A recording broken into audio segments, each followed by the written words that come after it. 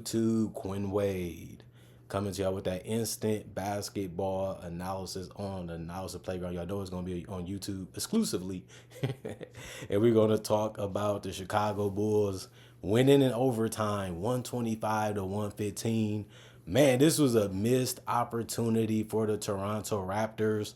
And the problem with this game is that they lost a lot of games the same way. And it gotta hurt when you know that. And Scotty Barnes probably had one of the worst misses for a game-winning attempt in NBA history. Like, he took a shot that he's not really comfortable taking, but it was just so way off that it was a little bit embarrassing, especially when you look at how good he was this game, especially when it comes to efficiency. But Chicago won the season series. They already won 3 straight games against the Raptors this year. They play again next month, literally a month from now, since the 1st of March.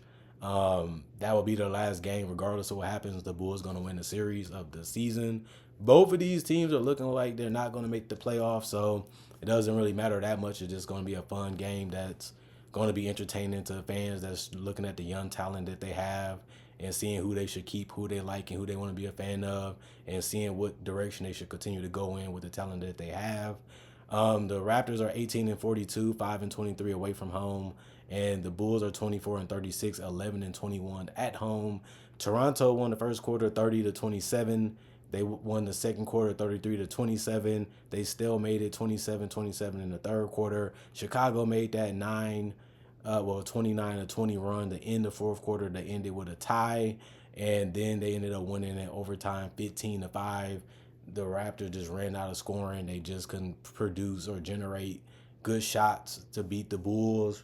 And while they was stinking it up, the Bulls got their hotness. They carried it over into overtime. They had good ball movement. They was able to make big plays and shots. And that was just the ending of the Raptors not being able to do the same. Scotty Barnes did have a great game, though, 36 minutes.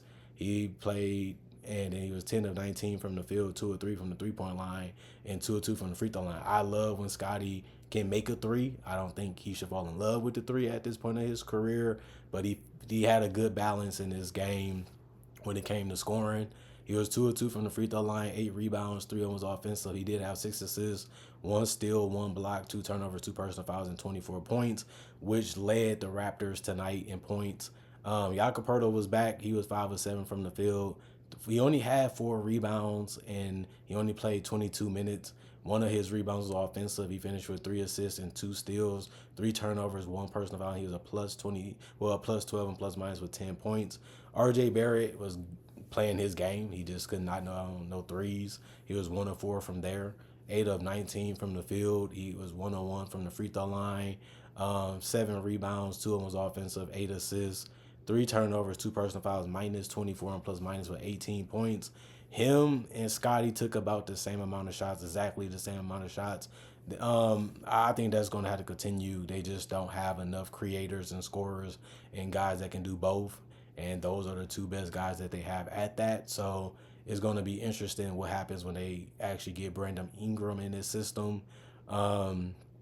Emmanuel quickly, 6 of 16 from the field, 4 of 11 from 3, 7 of 8 from the free throw line. He had 5 rebounds and 5 assists, 2 turnovers, but he fouled out in 32 minutes. He was a plus 9 and plus minus with 23 points. He's one of their better offensive players. Didn't really do that well from the field, but he did an okay job from 3, and especially at the free throw line. That's where he made his money tonight, and that was good to see. Grady Dick, 4 of 11 from the field, 3 of 6 from 3, 2 of 4 from the free throw line, 9 rebounds, 2 of them was offensive, 1 assist, 1 turnover, 1 personal foul, minus 12 and plus minus 13 points. With that, all the starters did score in double figures in this game, and that was something that's positive to see for the Raptors. Jonathan Mobo, 28 minutes, 0 of 4 from the field, 0 of 2 from 3, but he did get 4 rebounds, 2 of them was offensive, 1 assist, 1 steal, 1 block. He ended with 2 personal fouls, and he was a minus 4 and plus minus, but he scored no points. that hurt it. Orlando Robinson, 4-11 from the field, 1 of 3 from the 3-point line, 3 or 4 from the free throw line. He did have 8 rebounds, 3 of them was offensive, 3 assists, 1 block, 1 turnover, 1 personal foul, minus 16 and plus minus with 12 points. He was the only guy that scored or got double figures in any category tonight for the Raptors. You just need a lot more than that, honestly, because Ochai Agbaji played 1 minute. He was 1 of 1 from the field, but it was a 3, but he didn't do anything but that. Jamal Shade was a guy that had played 23 minutes. He was 2 of 8 from the field. He was 1 of 6 from 3. He did get 2 boards and 2 assists and a turnover with 3 personal fouls in those 23 minutes. He was a minus 17 and plus minus, and he only had 5 points. And then Jacoby, he went 22 minutes and 3 of 7 from the field, 0-1 from 3, 1-1 from the free throw line.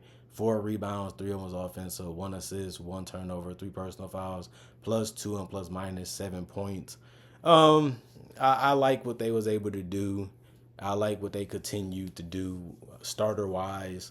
The bench, they had a good game. I wouldn't say great or amazing, but the rebounds was there. They tried to score in double figures, just didn't happen for a lot of them. But they came in looking to score, and it just didn't work out for them. That happens. But other than that, the rest of the guys didn't play or they was injured.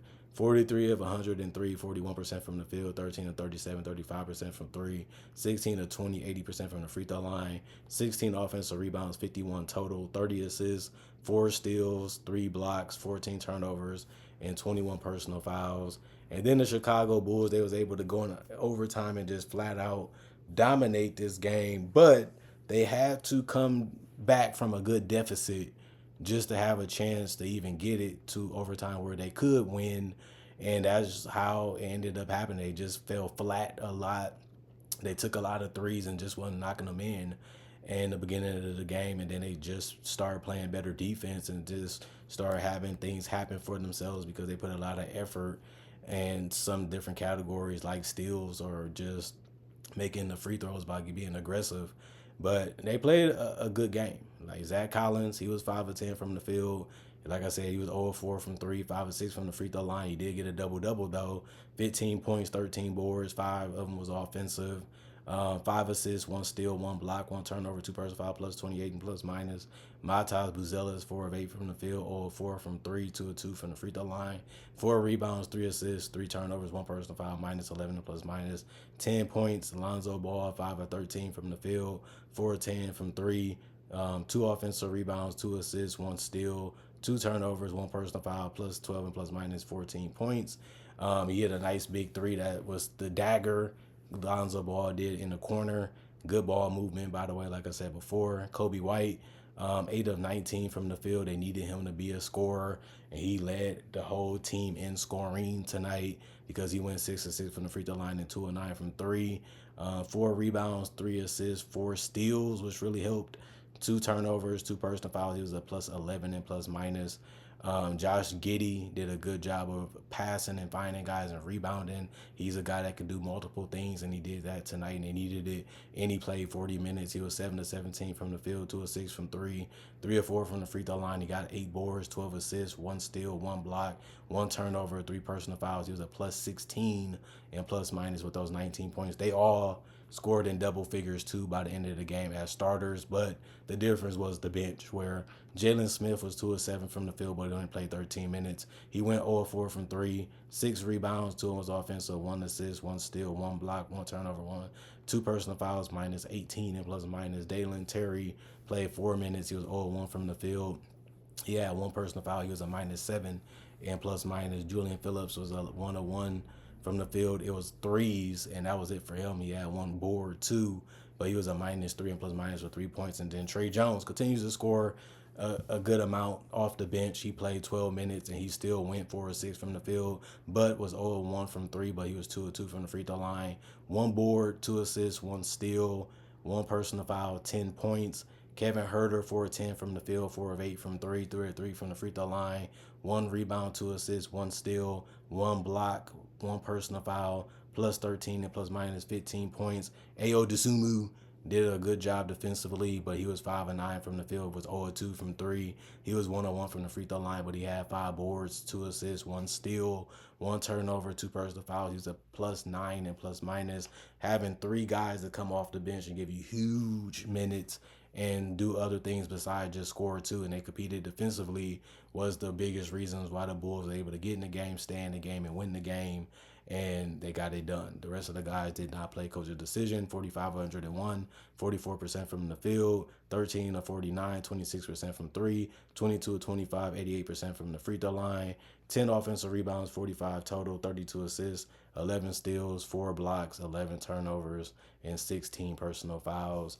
The Bulls did a lot of things wrong, but they was able to do a lot of things right by the end of the game. And that's something that you gotta love to see, because most young teams beat themselves or they put themselves in tough positions, and most of them hold their heads or they shy away from things or they go in a different direction. And this team just said, well, we made our mistakes. We got to go out there and make adjustments, make some small changes, and just be more smarter with the ball and make better decisions and just keep it more simple. And I think they did that in the second half and then overtime. And it just was too much for the Raptors to be able to stop. And the Bulls have been a good team of scoring the basketball this year. And I know they're not the greatest or the best, or they might not have the best talent, but they get it done, and they got it done tonight. Comment, like, subscribe, share, hit the notification bell for more analysis. And if you're new to the channel, I do conversation videos just like this, a different variety about NBA only content. Not only that, I also do breakdowns with real NBA footage of legends, current legends, rookies, and future stars. Also do mock drafts and draft coverage in general. So if you love that type of content, I already got 3,000 videos that you can check out on my channel. And that should convince you to be a fan if you're interested in the type of content that I do. But it's your decision. Also, my social media is on my channel. My email is on my channel. If you want to see some other things I do besides do basketball only content on this channel, that's the purpose of them anyway. And my email is there if you want to contact me and don't want to follow me on social media. I'm cool with that too. It happens for different reasons, business and everything like that, for those that don't know. Other than that, thank y'all for watching. Thanks for appreciating the content for what it is. Y'all stay blessed. We back to the weekend. We into a new month. Let's make 2025 better than 2015. That was a big year for this channel, a standard year for this channel, because it helped make and mold what this channel was going to be 10 years later, and it worked out because I'm still here 10 years later telling y'all I'm happy and I'm enjoying making content for you guys. That's a 50-50 of why this channel still works and been popular, because you guys love what I have to say. You guys love watching what I do, and I do it on YouTube, and this is where it's still at, showing you that it ended up working out, and I'm here to tell you that myself, because you guys are that good of fans. The best fans in the world are Analysis Playground fans. That's just my opinion. Of course, it's biased. You don't get a lot of biased content on my channel. You get a lot of open-minded content, which people love. That's something that makes it different. Other than that, I'm going for now. See you guys later with more analysis.